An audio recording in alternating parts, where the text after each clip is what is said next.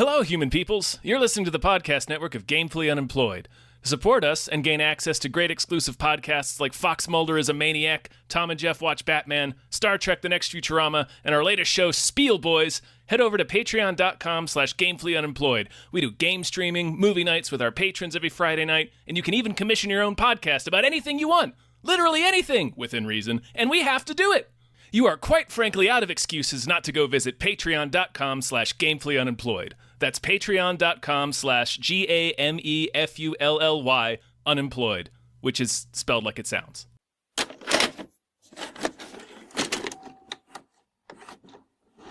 Napoleon! Napoleon! So this was an ABBA movie. Napoleon! Oh, anyway. It is. Hi, everybody. Hello, everyone. My name is David Bell. My name is Tom Ryman. And we just watched Napoleon. Napoleon! More like Napoleon, right? Snoozing. Leon, the guy that I went to the movie with. What? I said Napoleon. And anyway, it fell apart, Dave. It exploded in the hangar, and you made me repeat it. So yeah, it's like it's like you're dragging me in front of the class now. You're really embarrassing me in front of all of our friends. General, we are discovered. Good. Wait. Nice! It's a trap! Retreat!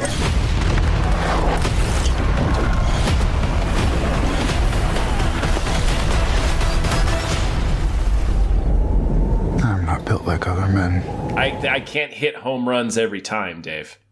I'm sorry. Tom, this is like, you know what's weird? This is like, I think the last we just watched, we're doing for the year about, we're going to do a year end we just watched. Yeah. But this is the last like movie that comes out, which is the last new movie, the last like new released movie. Which isn't to say there aren't like, I mean, we missed some, we missed Silent Night, we missed, there's been a few that slipped through we've my missed fingers. a bunch, yeah. But it's mainly because, for the holidays and stuff, we're not gonna be around. So there's gonna be a bunch of podcasts. They're just not gonna be about new movies that just came out. I don't know what we're missing. So I don't know. This feels special. It's last new movie of the year. Yeah, Napoleon. I think we're only missing like Wonka or something. I know a couple of things got the boot, got kicked to next year with the SAG strike was happening. So. Right. What's important is that we will catch Argyle. That's in February. That will be safely waiting for us in February. Yeah. With but Henry Cable's Duke Nukem haircut. Yeah. I think I know the twist of that movie, by the way. Can I call it in advance? She's a sleeper agent, right? Yeah, it's Long Kiss Goodnight, right? Right. She doesn't remember that she's part of it. Yeah, so she's writing. Yeah. She's writing her experiences, not realizing it. Yeah. All right. I'm glad we agree on that. I mean, it still could be. I mean, I don't know. I like Matthew Vaughn, right?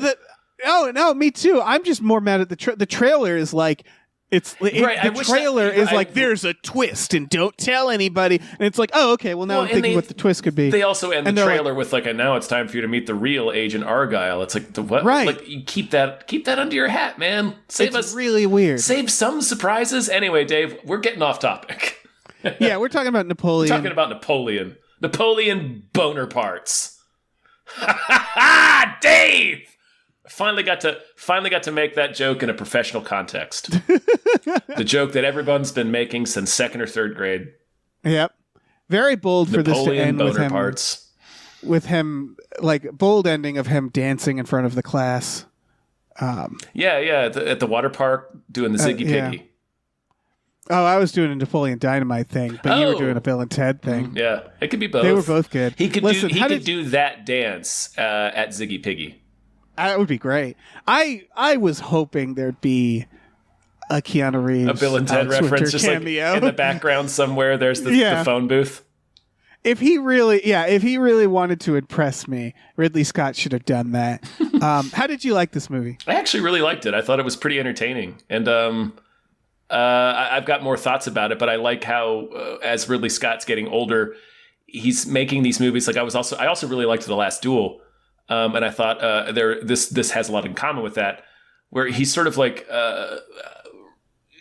distilling his themes, I guess, or just making them real simplistic, but still in a way that's like efficient yet entertaining. I don't know. It's like he's cutting out a lot of the bullshit, even though it's still a 2.5 hour movie. And I don't know. I thought this was entertaining and had some themes that I thought were interesting. Anyway, I haven't seen The Last Duel yet, and I need to.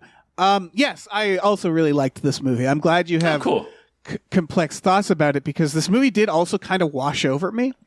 What I mean by that is, it's like kind of breezy, right? Yeah, I didn't watch it critically. No, not really. It doesn't really ask you to either. No, it doesn't. It's hard because like I knew I had to do a podcast about it. Right. So that's kind of like what I was kind of talking around, is that idea where it doesn't feel like it is about a couple of different themes and it explores them in interesting ways, but it's not really beating you over the head with it ever. It's not pretentious with it. It's like, here, this movie's about this. Fucking watch it.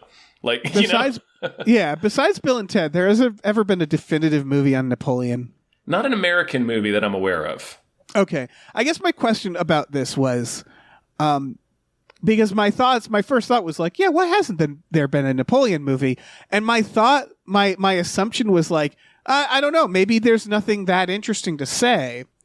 Like maybe, like I don't know much about Napoleon. Full disclosure, I'm not a Napoleon head. So I was learning a lot for this, and I know it's not historically accurate, but whatever. I mean, it is basically like, yeah, but that's all to say, like, yeah. It did feel like I could sort of sense why there hadn't been a movie on him.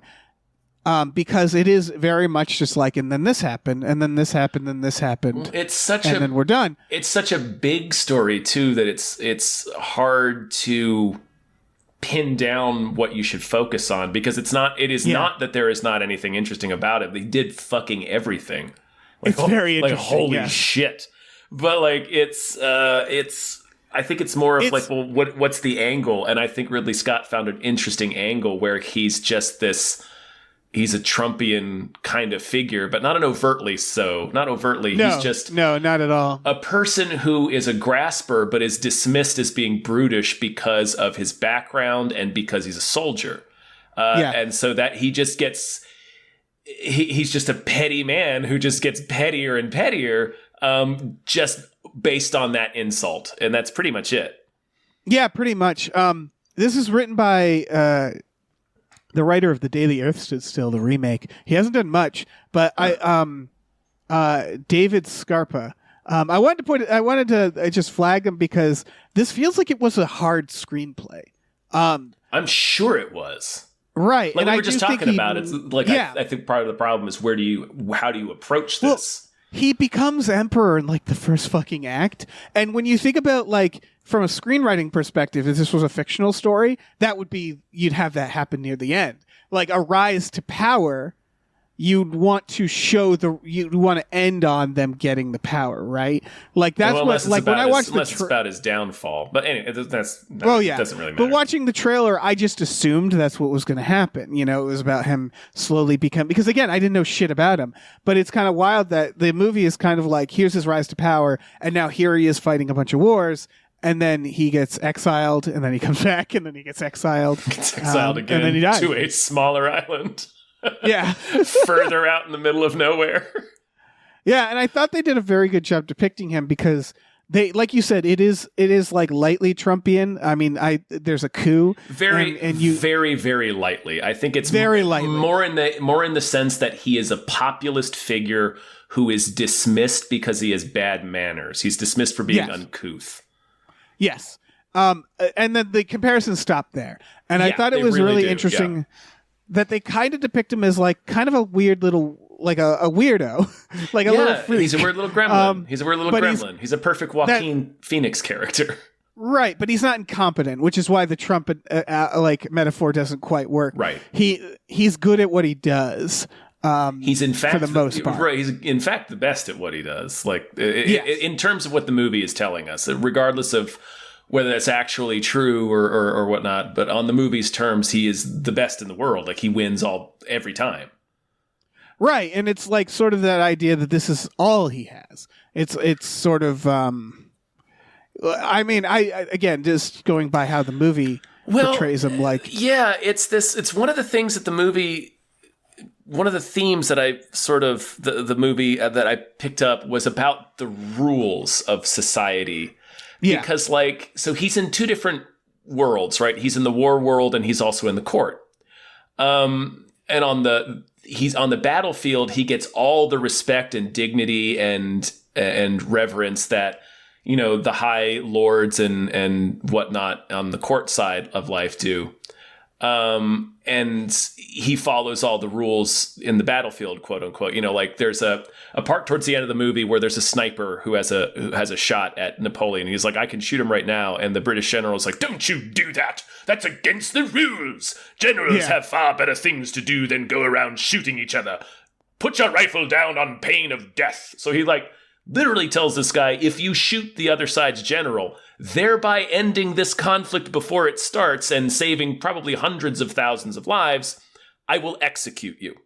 Yes. So like there's the rules are strictly and then over in the court side, they also have the real weird rules, but it's still rules that's governing barbaric behavior, like monstrous things. But they're not mad about him making the monstrous decisions. Like there's a scene where he quells a royalist rebellion by blowing them apart in the street with cannons. Unarmed civilians, he blasts apart with cannons. Yeah. And they're fine with that. They're fine with that. What they're mad about is that Napoleon is crude when he speaks in court. They're like, he has no manners. He's rude. And it's perfect. Both sides of his life, like the battlefield and the court stuff, have these rules to mask the hideousness of what's actually going on. But what they get mad about is when you break the rules. And so like, it's very much about the brutality of those rules, all the way down to Josephine, his relationship with her, which is basically this absolutely horrific marriage. Where like they're both cheating on each other, but of course when she cheats on him, it's worse. The paper covers it. They have just the most hilarious sex. The most like it's flat out. It's flat out MacGruber sex. Yeah, it is. They do like literally like comedic cuts to them having very undignified sex. I wanted to clarify, this movie is very funny in a lot of spots. It is because Joaquin Phoenix is playing Napoleon again as this like funny little man. Right. He's so petty and childish, but he struggles to maintain this dignified manner of this clever, crafty general, but like he can't resist doing these weird little giggles and like he makes these weird statements like, I'm not built like other men. I don't let myself fall victim to petty jealousness. And it's like literally after we've seen him do exactly that, where he's like, he's such a hypocrite. Like he abandons his campaign in Egypt to come home to yell at his wife. Yeah, it's so good. Like he deserts the army that he's commanding. Right. And then but with their relationship, there's this idea that she can't have kids. And they figure that out by having Napoleon fuck an 18-year-old and see if he gets her pregnant. And it's not like, this isn't like some dirty secret. It's like the official medical people being like, oh, so here's what we're going to have you do. It's like doctors and stuff. Yeah. And so it's about this like following the rules being horrifying because once they realize she can't have a kid, he's like, well, I'm going to have to divorce you. Like, I have to divorce you.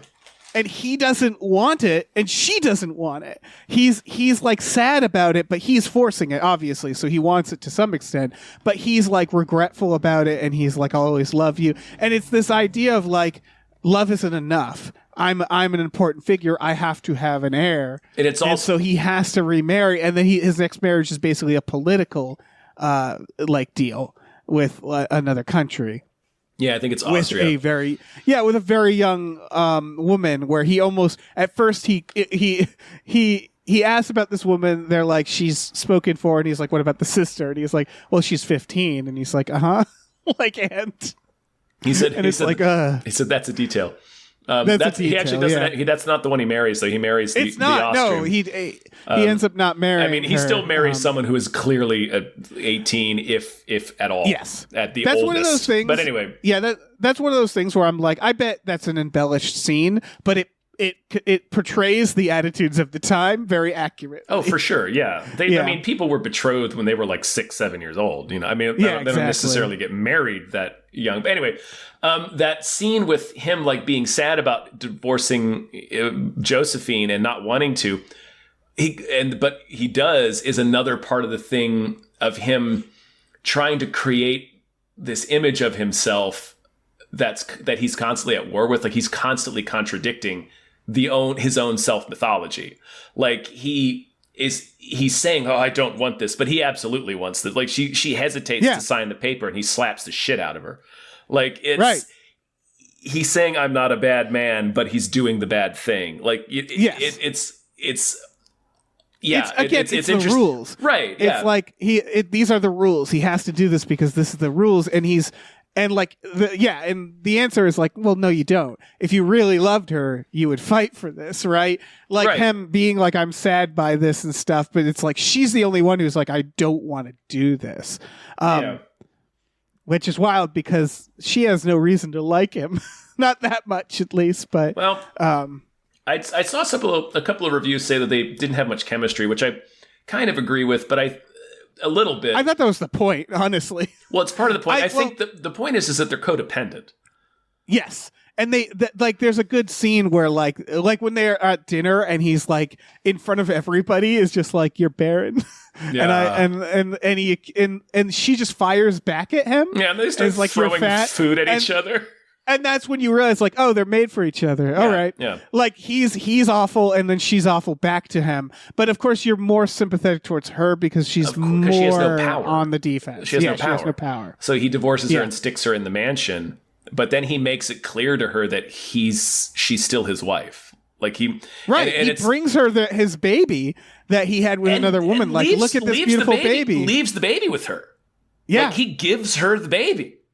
Yeah. It's like, you're going to raise this. It's this idea that he sees himself as like in this stone cold partnership with her. Well, they want the same thing, but she clearly just kind of wanted to be in a relationship. It's all, you know, as the same thing before with his like forcing the divorce. It's also about, it's feeding the image of himself that he's trying to create, which is another one of the things the movie is about, is his ego. And then the fact that his downfall is that he eventually tips because he's so prideful of his ability, and he's so like building up this version of himself that was partially true and was based on great skill and accomplishments, but then he gets this inflated vision of himself.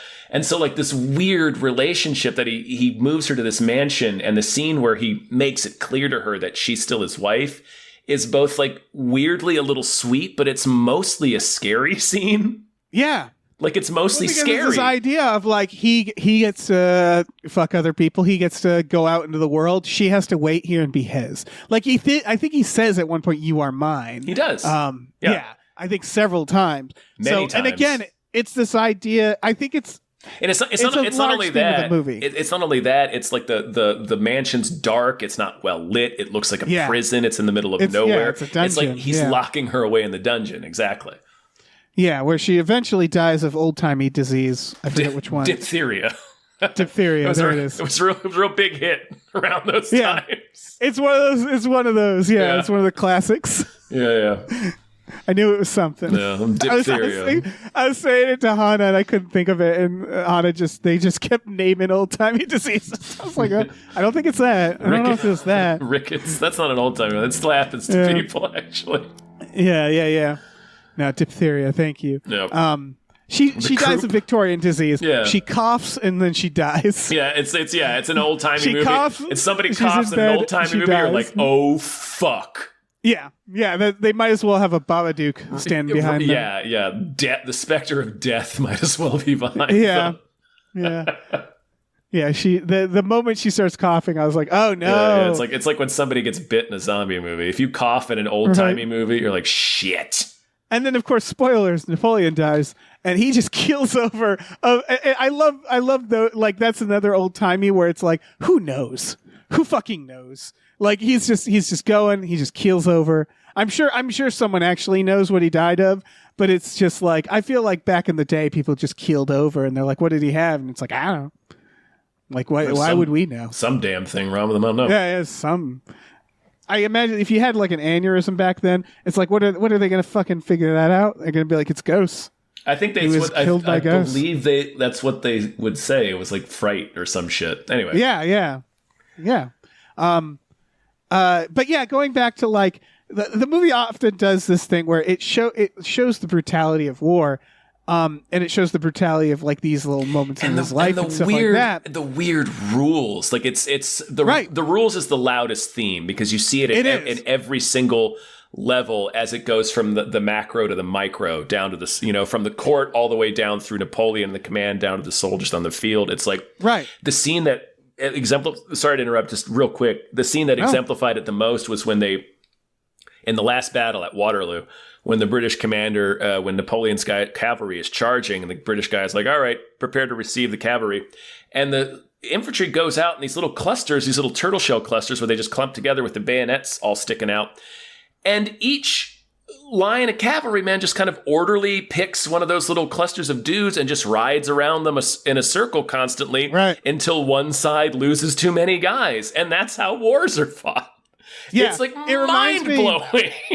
It reminds me, there was a comedian, and I apologize because I don't know their name, and I double apologize because maybe they're like a monster, who knows, about who did a bit about the Revolutionary War, about the idea that the reason we won is because we didn't have those rules, and we're like, they're dressed all in red, marching, and we're in the trees like, do we get to shoot the drummers too? We can shoot the drummers, right? Like, just fucking, just going to town on them, I believe I remember that comic, and I coincidentally, I think that the comic's name is Tom. I can't remember their last name. Oh, that's funny. But I do remember. I do remember that routine. I do remember that routine.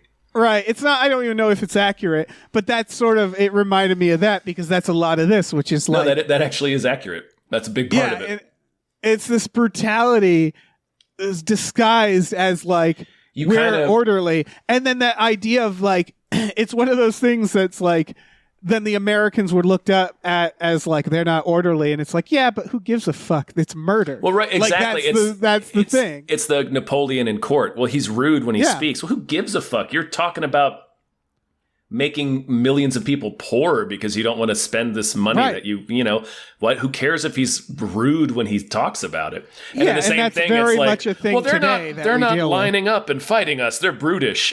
We see a little bit of it when he invades Russia in the movie, and the Russians fuck them up with the guerrilla and the guerrilla warfare scene. And like are staking the bodies to the trees, and like Napoleon's second in command dude is like, "Let's get the fuck out of here, man. I'm done. We need to leave. I'm done. We gotta get out of here. It's about to get real cold too. Yeah, we need to go. We need to go home. Yeah, there seems to be a history of the Russians and the cold and what that does to people. What was I gonna say? Fuck. But they very much like emphasize the brutality of sorry. And I think that's very important because like it's also pretty gnarly. Like obviously the scene in the trailer, the ice. That sequence was fucking amazing. It was dark. It was weirdly to me darker than the scene where he just blasts the protesters in the streets. Weirdly, like it felt darker for some reason. It was like, it was so grim. It's one of the few times, because I'm not a square. I like violence. But every now and then you'll watch a movie where you go like, that felt gratuitous. Like, like sometimes violence can be gratuitous. I honestly think usually in war movies, it's justified. Like Saving Private Ryan is a good example where they wanted you to that's feel the point. It was that's the point. The demystification of World War II. Like it was stop. I'm sure there's I'm sure there's an example of a war movie doing it wrong, like being like, look how awesome this is. But it has to be filmed right. This is a case of the violence being justified because they want to show the intense violence of what he has done. Like they punctuate it, or rather they they call their shot at the beginning where they show a beheading, and Of Marie Antoinette. Of Marie Antoinette getting her head chopped off. And usually when a beheading scene happens like that, they always cut away, and this time they don't. They just show bloop, head go right off. Well, there's the scene. The scene before. Yeah, the scene before is they show us standing in the cell, clutching her 2 children. Right. And then they drag her out there. Yeah. It doesn't look away. It also doesn't like lean into it either. Not really. It's very like the rules thing is the loudest thing, but obviously one of the other major themes is about the nature of power and what it does. Cause like this is about, the revolution happens. They cut the queen's head off. Didn't maybe need to do that. Maybe you could have sent her back to Austria, and maybe that would have been sure. But I get it. Better. I get it. But it's like again, that was like a weird part of minor digression. That's a weird part. Another weird part of having to follow the rules, because like the rules of royalty, like the rules of succession. If you're trying to get rid of like a king, you have to eliminate the line of succession, right? Or else there's somebody like a pretender to the throne or what, I don't know. So it's like these weird rules that you have to follow. So it's like even these revolutionaries are like, well, we have to execute Marie Antoinette, the queen, or else the queen might come back. It's like, or you could just send her back to Austria and maybe not piss off Austria. Right. It's this weird idea that there's like this holy royal blood. Right. But then also it's only like sometimes. Right. Like that idea, like he has to have a baby with a woman that he's married to. Exactly. And it's like, who gives a shit, right. man? You just, like, Napoleon didn't have any royal blood. You put the crown on his head. But anyway, that was a digression about the rules. But the bigger thing about the nature of power and how the revolution happens, they execute the queen, and they basically put Robespierre in charge. And then, he turns out to be a same sort of power-hungry dipshit. So they execute Robespierre, and then somebody else gets put in charge. Oh, we don't like that guy, so they make them all resign. Let's put Napoleon and 2 other guys in charge. Well, this isn't working out. Let's just make Napoleon emperor. So it's like the passing of the crown around, where it's like every single thing, which is kind of... There are all these yahoos just making these obvious... all these grifters just sort of juggling the crown afterwards, just grasping for power. Right, and acting like this is precious in some way. Yeah. It's again, it really does, like, I do really like how he did this, because I think a lesser filmmaker would make the comparisons to say way too loud. Like, I can see a version of this when Napoleon calls something fake news or something like that. You know what I mean? Where it's like some asshole could have made a really bad version of this. Where to the point that I don't think Ridley Scott is trying to make an observation that much about today. It's just, you can't help but notice, like the like you're saying, the calls for civility, where they're still doing horrific things. Like, that feels very much like today. It's prescient, it's not prescient, it's relevant, but it's not direct specifically about today. It's just about the nature of power and the nature of creating a ruling class. And this is what happens a lot of the time if you're not right. Like, it's a cycle that repeats itself. Right, and it felt like, to me, and maybe I have to rewatch it to really know, but it felt like he doesn't. It's very like, the way he presents everything feels very matter of fact, and like, obviously it's not. Obviously, he's choosing what to show us. Obviously, the lines that are written, it's not completely historically accurate. No. But it feels matter of fact in a way that it's not like, look at what a piece of shit Napoleon is, nor is it like, look at what a hero he is. It's just like, again, and then he did this, and then he did that. It's certainly not the second thing. Oh, yeah. I mean, they know what him firing into the pyramids in Egypt makes him look like, like that shit. And that's why I think, like, there's probably some embellishment in showing how monstrous he was. But yeah, the way the movie, again, the tone itself. Well, because it's not a chronicle of events. It's about a man. It's a character study about a person. And also a character study. It's a character study about a person, and it's also an exploration of just this idea of the nature of power and how it, how this cycle repeats itself. So it's less of it's not a chronicle, and it's more of kind of it's more abstract than that. So it's more about like him and kind of what he's thinking about and going through. Yeah. Yeah, it's more that it feels like they can just present it and it sort of speaks for itself. That's the tone. And again, I'm not saying it's historically accurate. I'm not saying that doesn't have, like, they didn't editorialize or like they didn't, tweak things, but that's the tone that they present very successfully. There's one scene that I wanted to talk about specifically that I think is a really great example of the movie as a whole. And it's a scene where he's studying the mummy in the sarcophagus in Egypt. Oh, yeah. And he climbs up on a box and he peers at it, like getting really close because it's very, it looks almost still alive because it's so well preserved. Yeah. And then he kind of touches the mummy and it slumps over a bit against the inside of the sarcophagus and dust kind of comes out and he recoils a little bit and then climbs down. And you can see it's kind of, it disturbs him in some way, but it's not entirely clear why. And that's the most sophisticated the movie gets. And it's just like about the man confronting sort of what his legacy is going to be. Right.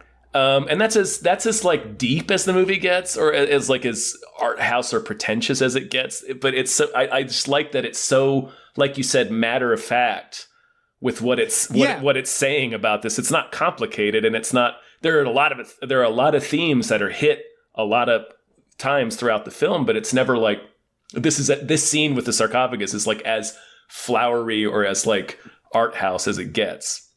Right. Yeah. And it's an interesting task because, again, I think he wants us to think he's a monster, but I can think someone who's more dense might like miss the idea that, like, because he doesn't shove it in your face. Like, for example, in that scene, he writes back to Josephine and he says, like, I'm liberating Egypt. And then that's over the shot of him like blasting at the pyramid. It's like, they don't need to tell us. Like, I don't know history. They don't spell out what he's actually there to do, but you can tell he's certainly not there to liberate. He's not there to liberate anyone. Yeah. No. Exactly. And the movie knows, like, it doesn't, like, again, a lesser movie would, like, really shove that in your face. This movie knows, like, respects its audience enough to make that determination by these sequences of shots. Right, and it's a repeated thing with Napoleon. Again, it's that thing about him building up his own mythology, where it's another example of him saying the thing that we can see he is not doing. Like, I'm above petty jealousies, and we see that he's not. It's like, I'm liberating Egypt. Well, clearly you're not. Right, exactly. So it's like, I don't think that's like a perfect little visual metaphor for like, no, he's not.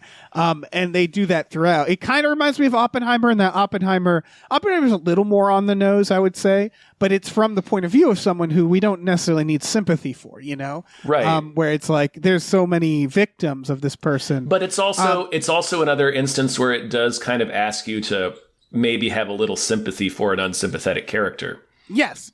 Yeah, but it's that's what, again, it feels unflinching, but at the same time it feels objective. Right, it doesn't excuse what they do.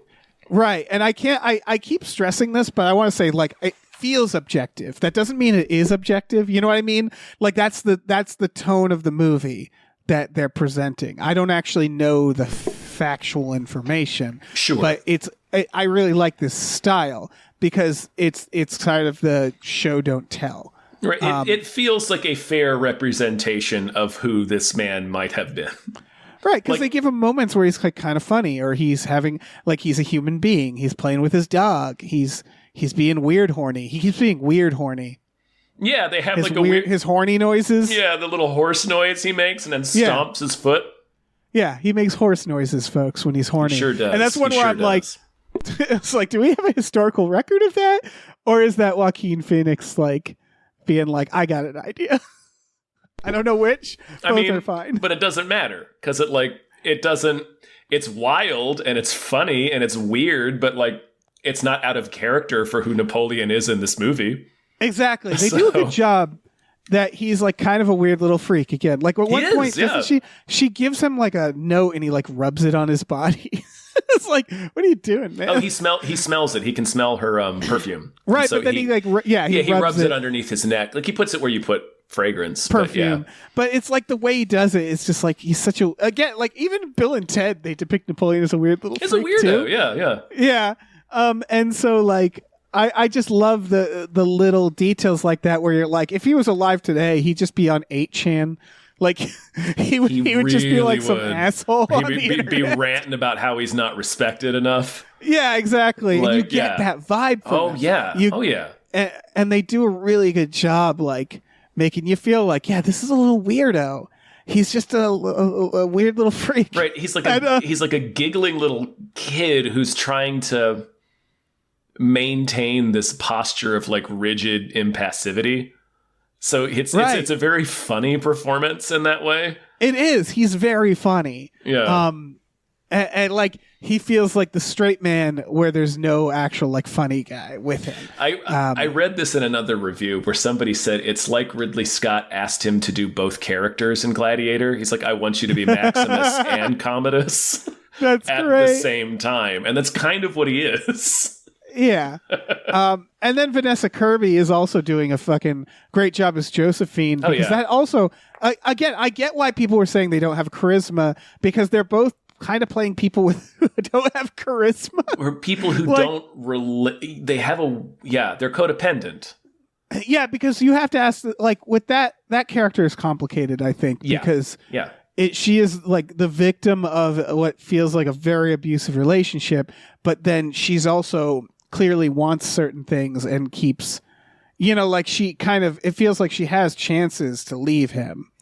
Again, I don't know what the real life historical version was, but it's like I doubt he would have allowed her to with as much power as he had. exactly. But they make her like a little more complicit in the relationship, I guess.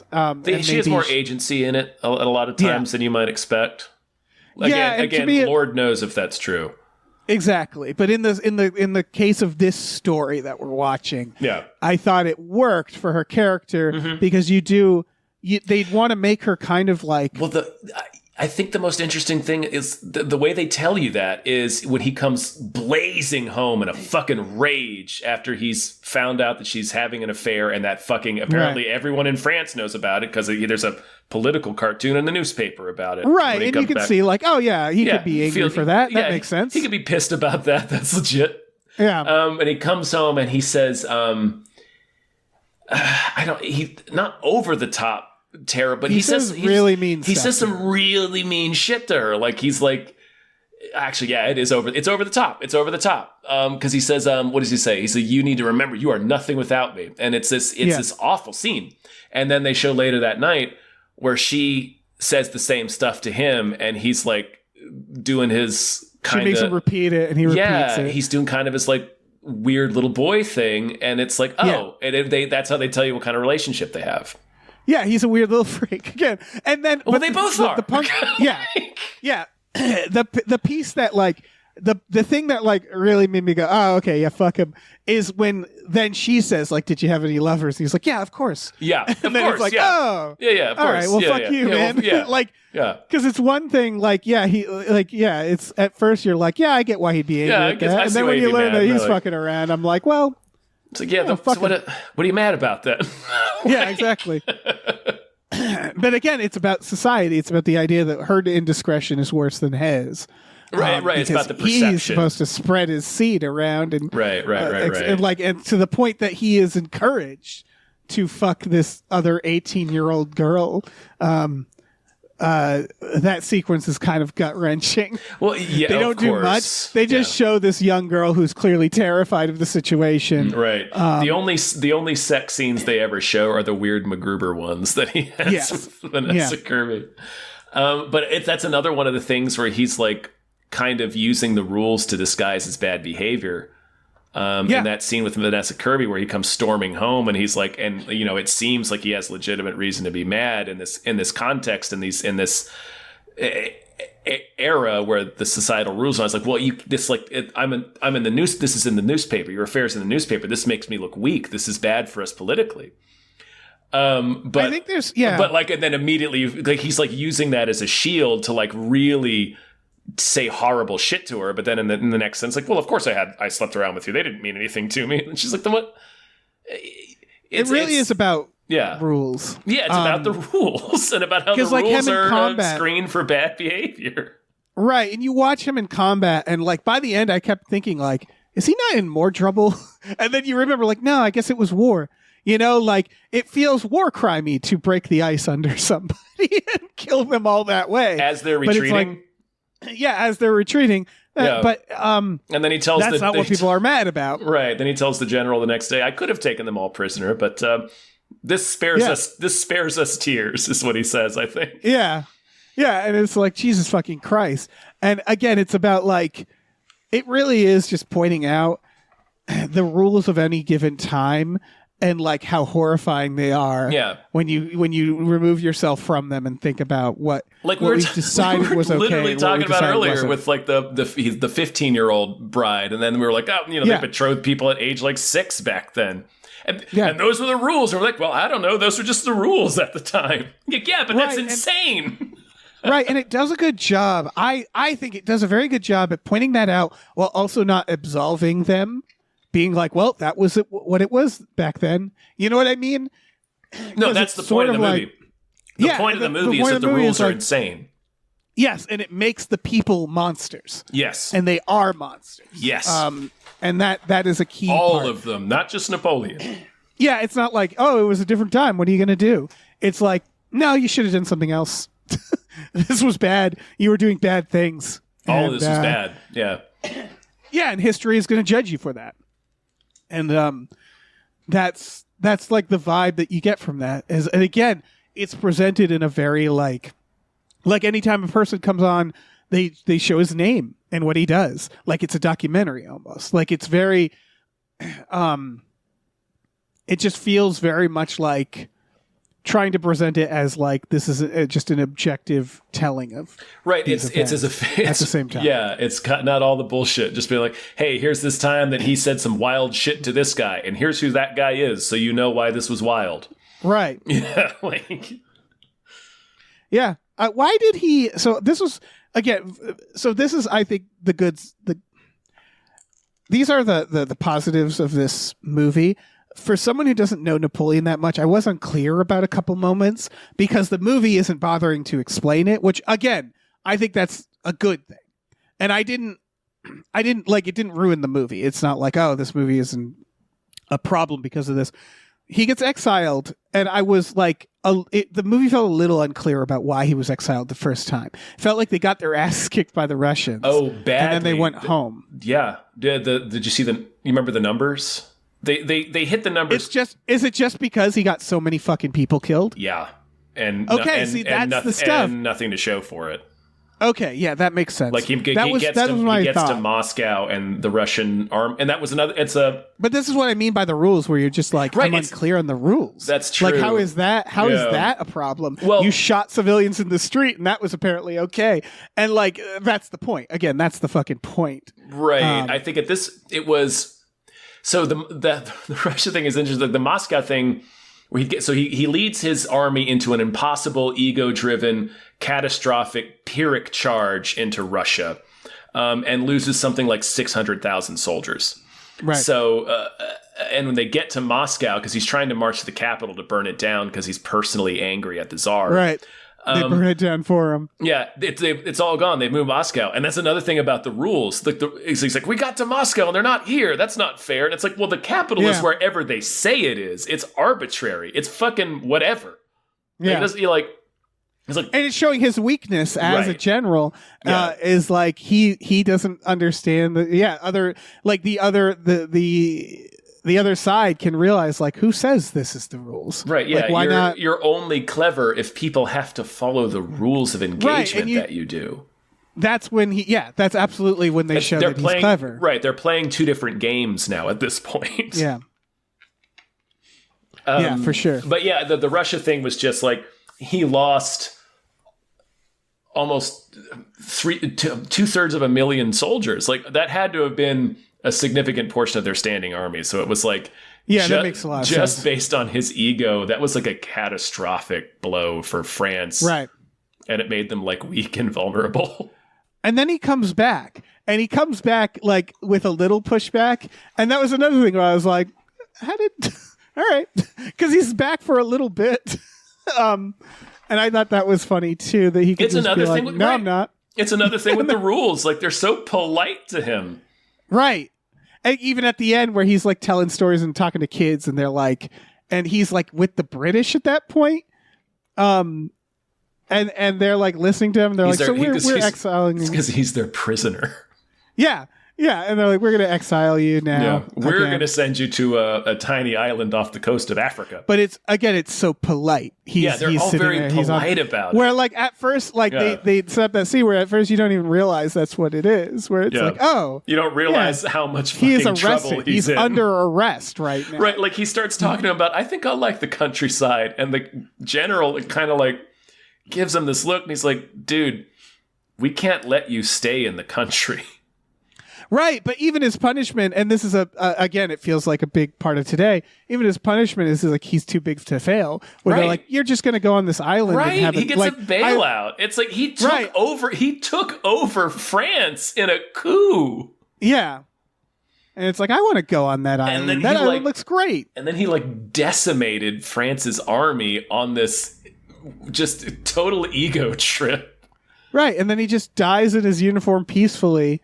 On this nice island. At a nice island where he gets anything he wants. He wrote his memoirs, Dave. He wrote his memoirs in exile.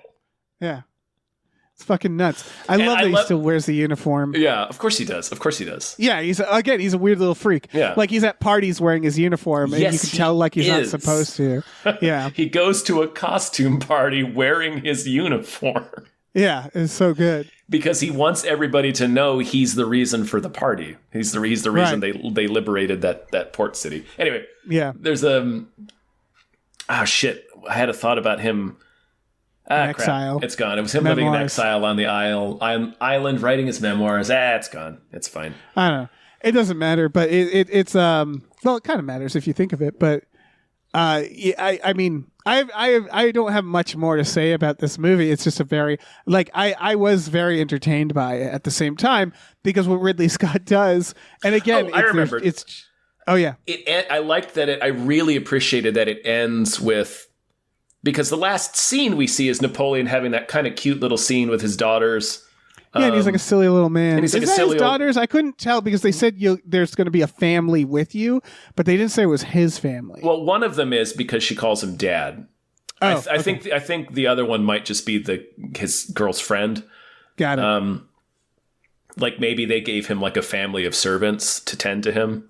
That's what they meant by a family. Like, yeah, but like he asks some question about like, oh, who burned Moscow, and he says, I did. And then his daughter's like impressed with it, but then the daughter's friend is like, no, the Russians did. Like we know the Russians did. It's common knowledge. Excuse me. And he starts like petulantly throwing like little figs at her. Yes. And then he has like a almost sweet, like romantic little imagined exchange between himself and Josephine in his mind, where she's calling him home. Basically, she's calling him home to Jesus. Right. And then he dies. He kind of keels over to the side, and it's a little comical. It's a little, Al Pacino in the Orange Grove. Well, he's a silly little man. So they do this silhouette. They do a silhouette of his dumb little hat, and he just keels over like a cartoon character. Right. And I thought that was great. It was because it was a great little yeah, he's just a silly little man. There's a silly little man, and he just keels over. He just kind of keels right out of history. But then, so we had this last scene with them that's very endearing. Like, we're kind of like, he's just a silly old man. Just let him. He's harmless. He's not hurting anybody anymore. But then he hits you at the statistics at the end. He's like, Napoleon had all these major successes. He was one of the greatest military commanders. And then it just lists all of the people he killed. Yes. It really feels, by the way, it's like millions. It was really cool for Kissinger to die as a promotional for this film. Hell yeah. By the way. Yeah, because that's the vibe. Thanks, again, Hank. It's George Bush Sr., right? Or Jr., rather. It's that idea of like, look at him, he's so cute. He gave Michelle Obama a cough drop. And it's like, yeah, he also did some other stuff. War crimes, though. Yeah, and so again, it's the thing where you're like, where people go like, oh, Simpsons episodes, they predicted all this stuff, and it's like, no, it's not that they predicted it's stuff. Just the shit has stuff just never happened. changes. Yeah, the shit has been happening for the past 50 years the same way. Right, and this is what that's pointing out, which is like, yeah, you can just take this story, and it's like, oh my god, it applies to now. It's the same dude. Like, that's what Evans says on his show. It's always the same people just repeating themselves throughout history with the same 100%. grift. Yeah, the same fucking monsters doing the same monstrous stuff. Yeah. And society reacts the same way. Well, they're not which following... is like, they only get pissed when they stop following the rules. Yep. That's it. And this movie does a very good job at pointing all that out without actually saying it. Right, without being too loud about it, yeah. Yeah, and that ending where they're like, by the way, here's all the deaths. And it's like, he killed a shitload of people for just about no reason. Yeah. Yeah. He is a terrible monster. He is being blasted straight to hell at the end of this movie. Yeah, he killed all those people to cement his own legacy in history. That was his only motivation. Right. Yeah, it's very good. I was gonna say it also, again, it's not boring because you also see like a horse get hit with a cannonball. Oh man, like, dude! And then he rips the cannonball out and tosses it to his brother, and he's like, "Give it to mother." Yeah, so good. Yeah, because again, it's justified, but it is also very well shot. Where it's the movie kind of knows they're like, are we dragging a little bit? Let's have a bunch of people explode. Oh yeah, let's just have a bunch of fucking gnarly. So like, yeah, the movie never drags. It doesn't drag. Yeah, it moves. It always finds there's like, again, because he did so much, like genuinely. Like, he's a monster, but he was present for a lot of pretty major events. So there's a lot to cover. So there's always like, well, we'll just move to this part. Yeah. Yeah, exactly. God. I'm not saying he should, but you could technically end with the Bill and Ted scene and then a text showing how many people died. So good. Because it's the same message. Yeah. It's the same idea, which is like, it's Napoleon. He's like Mickey Mouse now, you know? He's wacky. He enjoyed a water park. You know what he also enjoyed? His cannons. Yeah. He shot them at people. Yeah. And horses. And horses. Yeah. People and horses alike. People in the streets. Yeah. That was a country. Of his own country. Brutal scene. Again, I don't know if that actually happened, but I know he quelled a royalist uprising. Right. It's again, a lot of movies do this with, like, cannonballs are such an abstract concept. Right. Sometimes and what I mean by that is like they're dynamite. Sometimes they're just a giant bullet. You watch Pirates of the Caribbean where it's, we're doing PG-13 and they're just firing cannons at each other. And it's like, whoever fires the most, they win. And you don't really think about, like, what does it mean to get hit by a cannonball? This movie is like, here's what it means. Yeah. We'll go ahead and show you what that looks like. And it's like getting shot by Bullet Bill for real. Yeah, exactly. Yeah. And so, like, again, it's an important aspect of this movie that's also fucking gnarly to watch. Yeah. I like, even though, obviously, because I'm not made of stone, it elicited a grand guffaw from me in the theater both times it happened, but I love that both drummer boys got nuked. Yes. I was also because again, it's the rule. It's part of the rules. It's insane that they. Yeah. I mean, it's not because I know it. I mean, it is. It is insane. It is insane, Tom. Like, because I was about to justify it because of the fucking rules, Dave. That's how good the rules are. Yeah, I was about to say, well, they need a drummer out there to keep the time. I'm like, no, they fucking don't. No, they really don't. Why do they need a drummer out there to keep the time? Why is it a child? Why would you do any of this?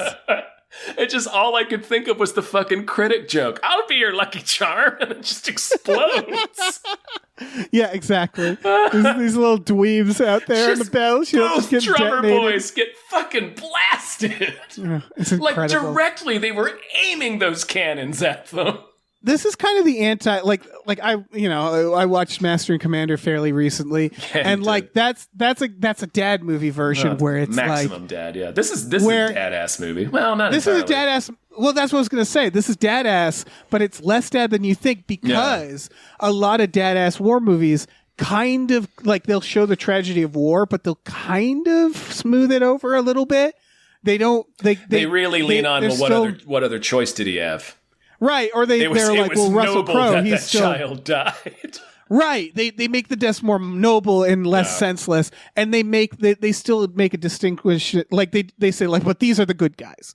And this, it's like, it doesn't feel like anybody's a good guy here. I don't like anybody. I want them all to go home. I'm rooting for them all to go home. Yeah, I want everybody to go home. I leaving. want those two guys at the front of the line in Braveheart.